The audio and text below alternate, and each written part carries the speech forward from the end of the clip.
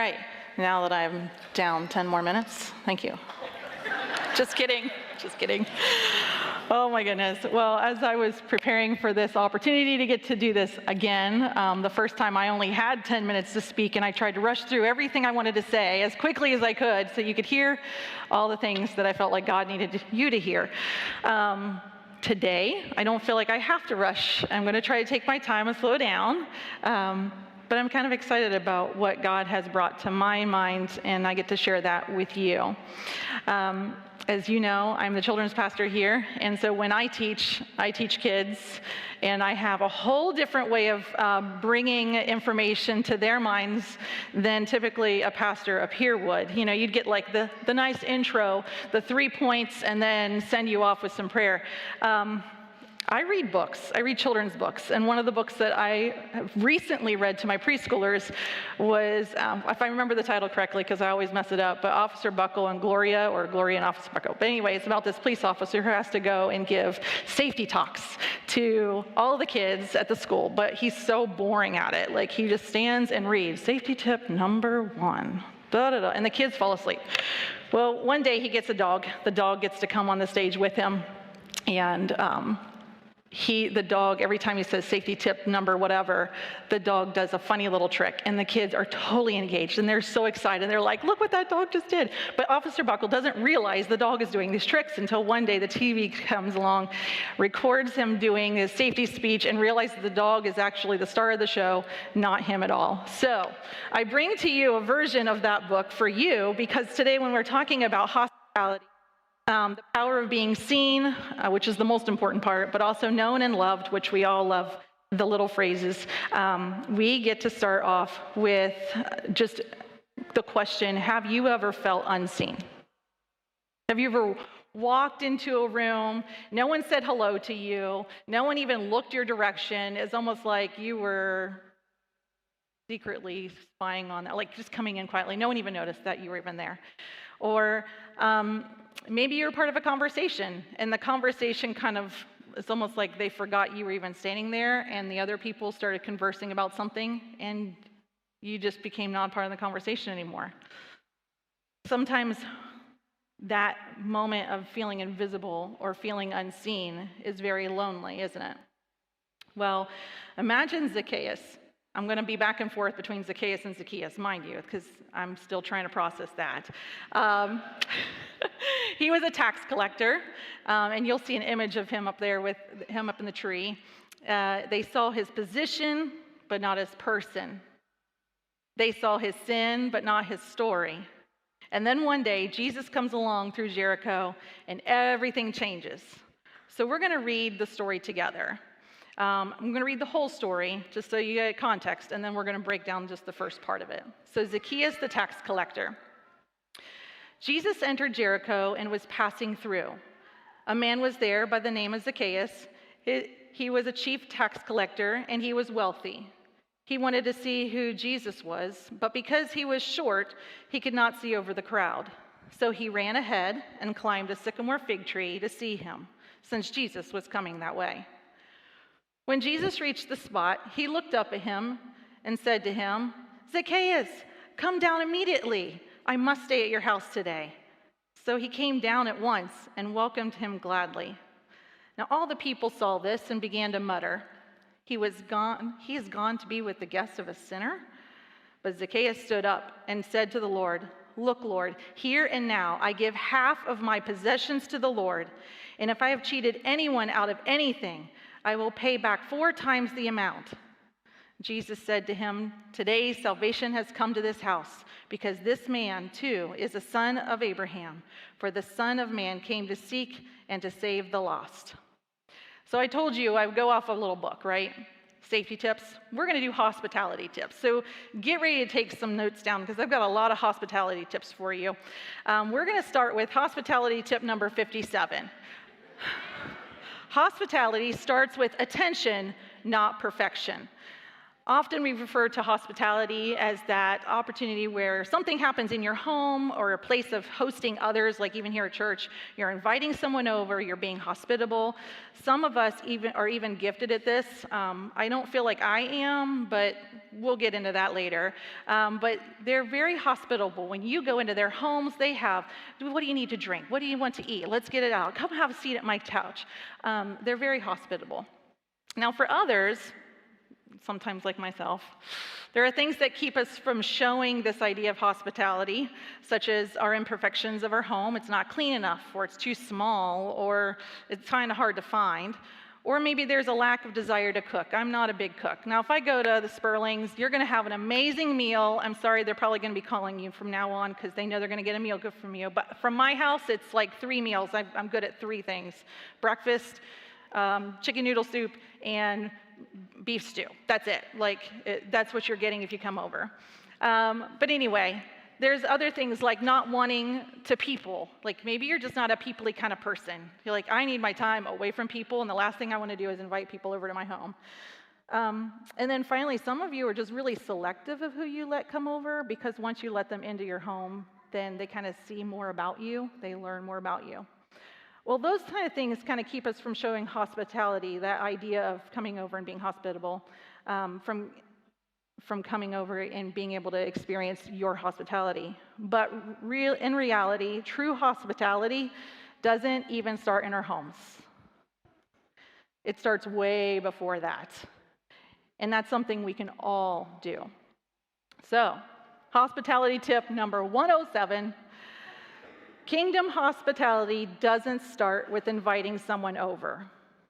We're going to look closely at Luke 19 again, but we're going to just stick with verses 1 through 5. And we're going to dive deeper into how Jesus shows hospitality and pick up some more tips along the way. All right, so Jesus entered Jericho and was passing through. Now, if I'm with my kids, I'm going to have to say, do you guys remember what Jericho is? Like, do you know that city? You know, they marched around the city 6 times, and then on the 7th day, and all my middle schoolers would be going 6, 7, because that's what they do. But that's the city, okay? That's the one we're talking about. We're in Jericho. And anyway, he was passing through. And a man was there by the name of Zacchaeus. And of course, if you need to know more about the pronunciation, see Phil. He was a chief tax collector, and he was wealthy. Now, just so you know, tax collectors were often despised. If you didn't know that, it's like all through the Bible, everyone hated the tax collectors. And they were, and mostly because their fellow Jews knew that they were working for the Romans, and that was not cool. And they were known for taking more money than they should. And then being a chief tax collector on top of that, Zacchaeus would have overseen other tax collectors, increasing his wealth and the hate from his community. So you kind of get a better idea of who Zacchaeus was. Not someone anyone really wanted to be around. Back to our story. So he wanted to see who Jesus was. And because he was short, I know some short people, and I know really short people, right? Okay. But because he was short, he ended up he couldn't see over the crowd. Even jumping wasn't going to work at this point in time. And quite honestly, a man wasn't going to climb on someone else to like Maisie says, pick me up and she can see over, but this guy's not going to do that. So instead, he ran ahead and climbed a sycamore fig tree to see him. I don't know if you know what a sycamore fig tree looks like. I think I have a picture somewhere over there where the branches are kind of low to the ground. It makes it easy for climbing. That's my kind of tree. I've climbed some trees in my day, and the higher up the lowest branch is, the harder it is to climb. So at least we know that this tree was kind of low-hanging branches, easier to climb, so you get an idea. And he went ahead because he knew Jesus was going to be coming that way. This act of climbing a tree was so undignified for a man of Zacchaeus' position. It highlights his humility and his desperation to see Jesus. And I think that's really important to know. Like, he was desperate to see him, like he climbed a tree. His actions also demonstrated a willingness to overcome obstacles to gain a clearer vision of Christ. That's pretty cool too. So not only are we willing to go out of our way to get to see Jesus, we did undignified things to get there as well.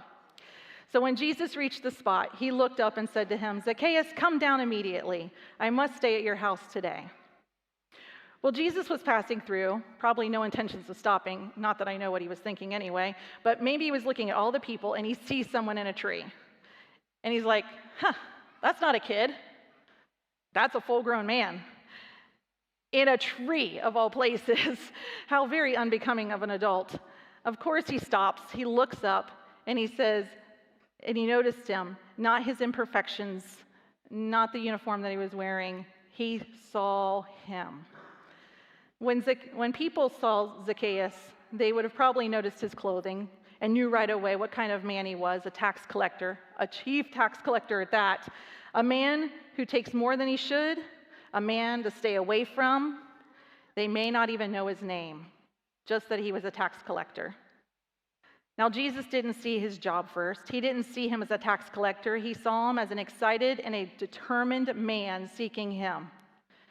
Before Jesus even shared a meal with Zacchaeus, he looked up and saw him, demonstrating his ability to see beyond physical appearances and social statuses. So that brings me to hospitality tip number 135.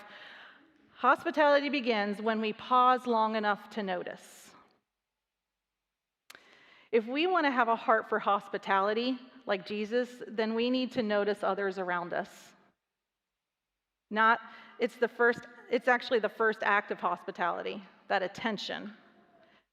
That's where hospitality begins. It's not a meal. It's not a perfect table setting, but it's in the seeing of others. If the first act of hospitality is attention, then our attention shouldn't be on ourselves, in our homes, but around us. It starts with seeing others.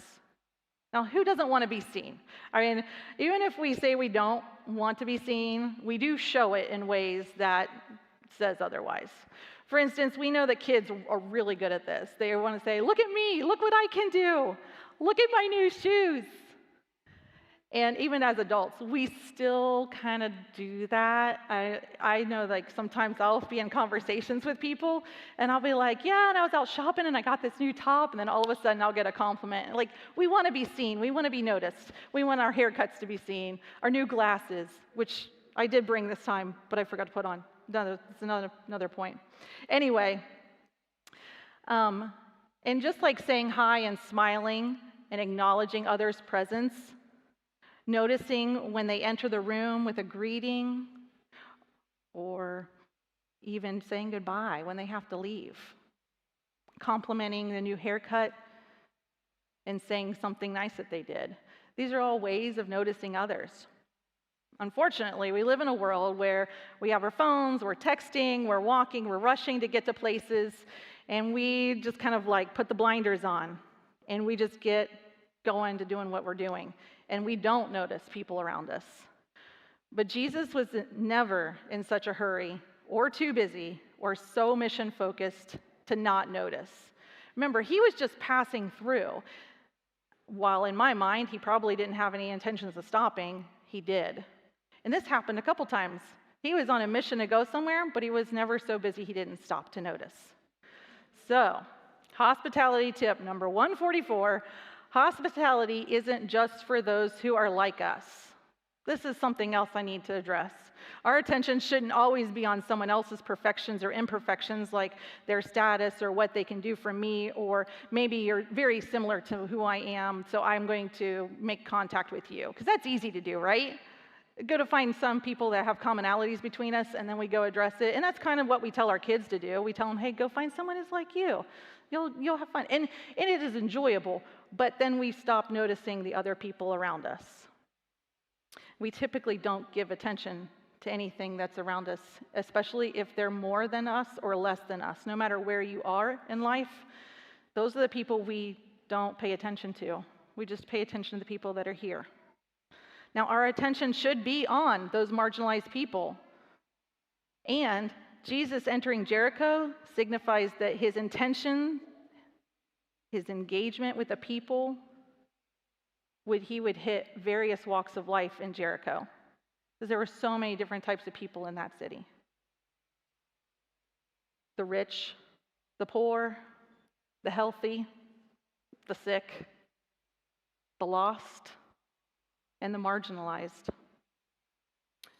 So I want you to think for a second, who are the people you overlook? The coworker that no one eats lunch with? The neighbor whose name we still don't know after living there for 20 years? The person serving coffee who might be fighting tears behind the counter? Notice the ones in the tree. Notice the quiet ones, the loud ones. They're a little easier to notice. But anyway, the busy ones, the ones off to the side, maybe even the ones in the middle of it all. And especially the ones who are not like you. So hospitality tip number 181, you need to have open eyes. In John 1, 48 through 50, Jesus saw Nathanael under a fig tree before Nathanael even knew him. That seeing moment changed everything. Nathanael went from skeptic to believer because Jesus noticed him. What does that tell us? Sometimes people don't change because of our clever words. They change when we realize that they're seen. In Luke 7, 44 to 47, Jesus says to Simon, "Do you see this woman?" The woman who anointed his feet. Everyone else saw her sin, but Jesus saw her faith. Maybe today Jesus is asking us the same question he asked Simon. Do you see this person? So when we see others and notice them and give attention to them, this brings a sense of dignity as well. And that brings me up to my next hospitality tip. Hospitality tip number 201, seeing restores dignity. When Jesus saw Zacchaeus, he restored what everyone else had taken from him, his dignity. Notice the shift in the story. Before he saw Jesus, before he had the interaction with him, he was a very wealthy chief tax collector, a dreaded man that people overlooked and avoided, the man who ran ahead, climbed a tree, and was being undignified by social standards, but was determined to see Jesus. But after Jesus sees him, he's Zacchaeus.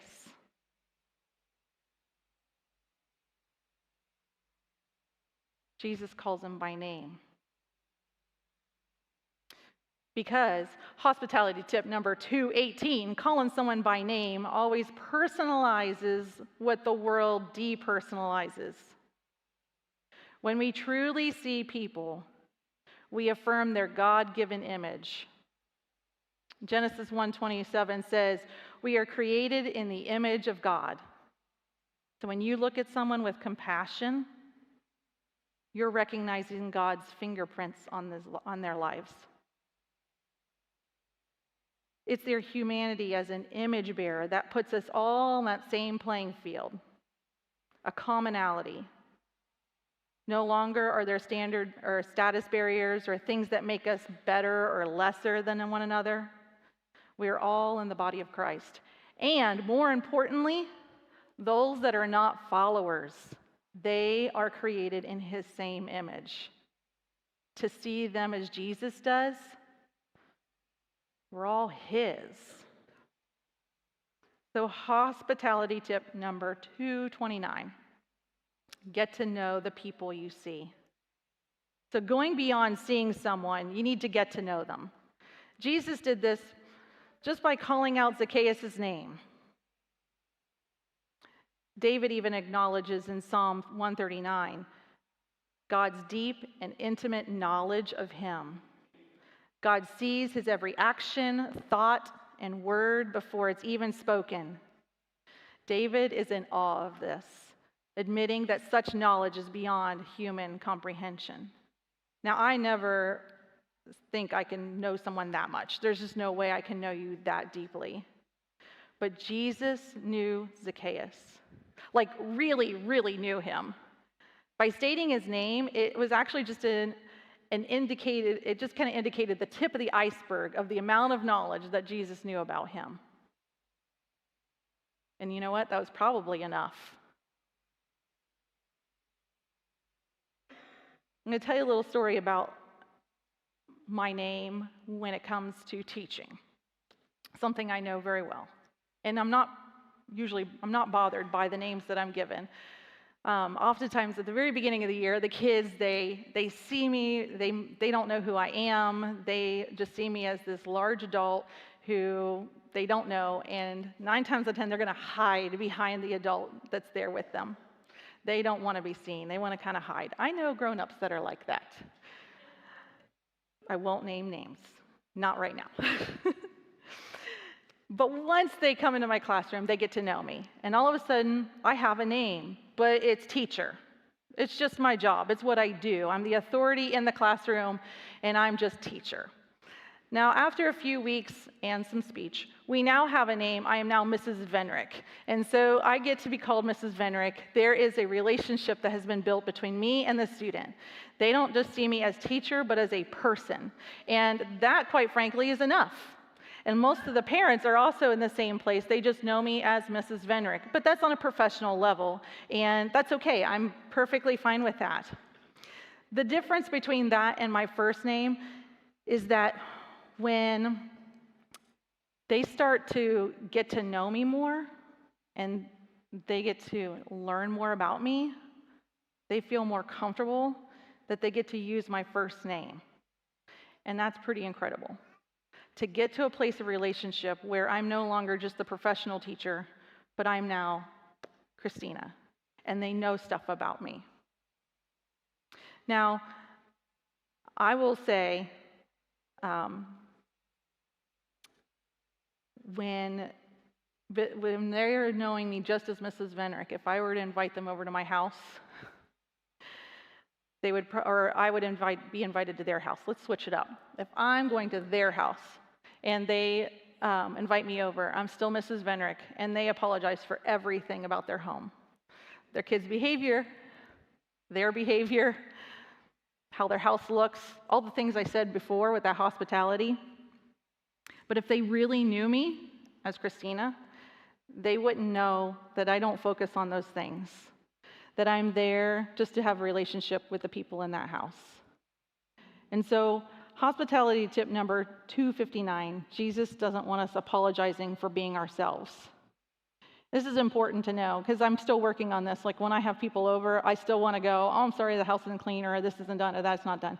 I have to make sure that that's not important, right? It's just getting to know one another. And if you truly know me, probably don't care. And most of the people that come to my house, they probably don't care either. Now, if they can think what they want, but honestly, it's not about me apologizing for being who I am. Because Jesus already knows everything about us, and he still loves us more than we can imagine. And if you've gotten to know me as Christina by my first name, many of you in this room, you probably know very specific things about me. If the kids were in here, they would know my favorite color and my favorite candy, because they know me. Some people know what car I drive, my pets. You know about my family?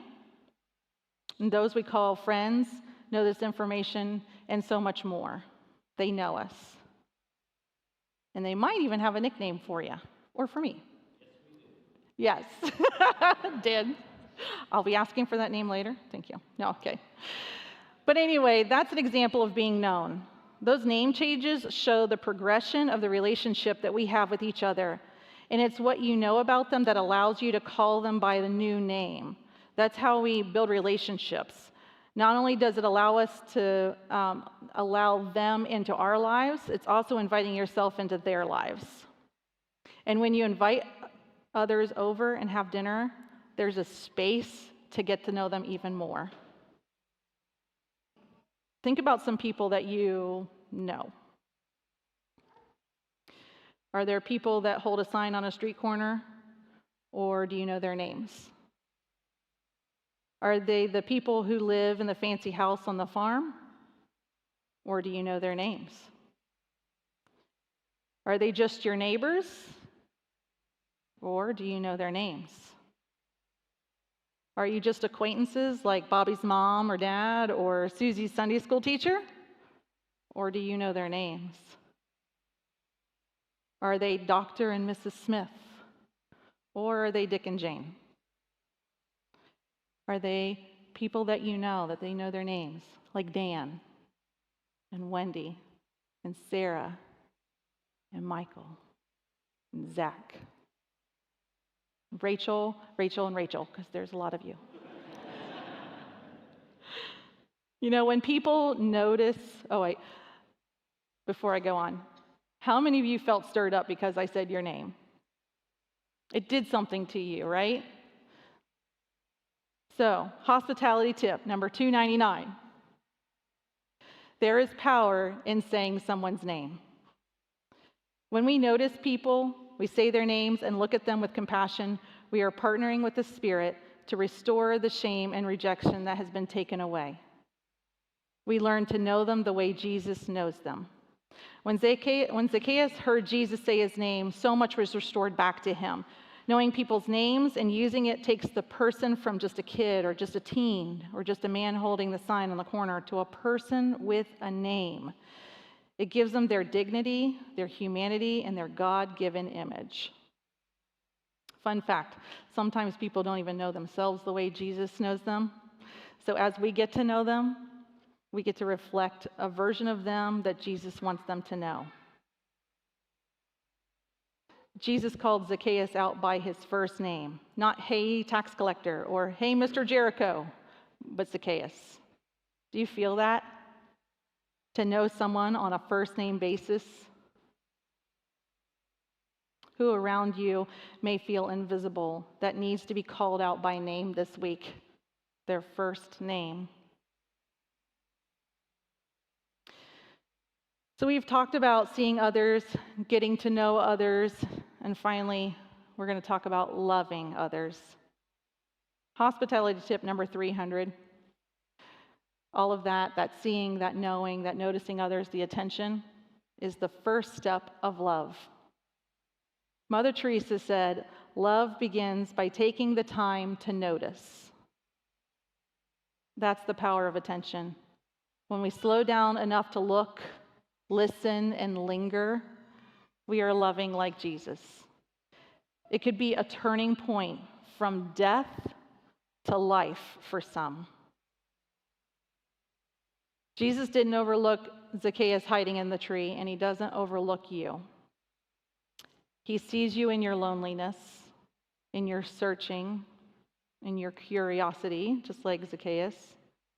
And when he says, "Zacchaeus, hurry down, I must stay at your house today," he is saying, "I want to be where you are. Let me into your home. I love you so much, I want to dwell where you dwell." Hospitality tip number 317 says, you don't need a perfect house to practice hospitality. We show love towards others when we invite them to the table, literally and metaphorically. Including them into our lives goes much deeper than just knowing their name. I love hearing stories of people getting together. They have game nights and dinners, and I love hearing what kind of food they had and who made what and what joke was had. Those relationships are being developed. They're getting to know one another, and that grows into truly loving one another.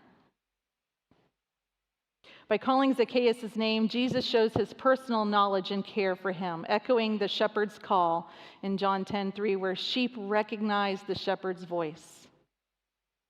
Have you heard his voice calling? Inviting you to the table? Maybe leading you to invite others to the table? The urgency in hurry down suggests the immediacy of God's call and the importance of responding promptly to divine invitations. Do you hesitate to go? Do you notice or initiate conversations with others around you? And the word must, when he says, "I must stay at your house today," it indicates a divine necessity to align with Jesus' mission to seek and save the lost. Are you aligned with Jesus' mission to seek and to save the lost? Are you looking? Staying at Zacchaeus' house signifies acceptance and fellowship, breaking down cultural norms as tax collectors were despised. So much can happen around a dinner table. Getting to know people's stories, to be welcomed into someone's home, that invitation of belonging, of acceptance, of just being seen. Hospitality tip number 378 says, inviting them to the table is bringing them to Jesus. It's an invitation to be with Jesus, to allow Jesus into our hearts. And sometimes people want to join, but they just need the invitation. Because remember, there's a seat for everyone. So who will you see, know, and love this week?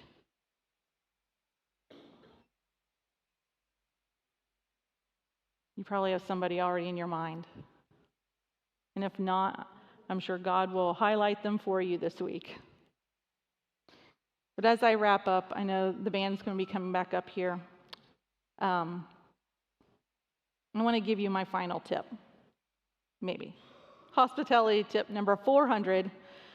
I want you to practice.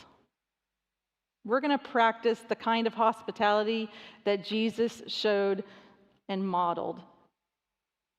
I want you to slow down and see one person you normally pass by. Learn their name. Listen to their story. Notice their humanity. Ask questions. Be curious.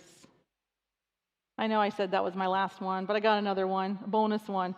Hospitality tip number 432. True hospitality begins with the eyes of compassion, the eyes of Jesus. Or really, I'm sorry, hospitality number 1, this is it, I promise, it all comes down, really, to just being seen, known, and loved.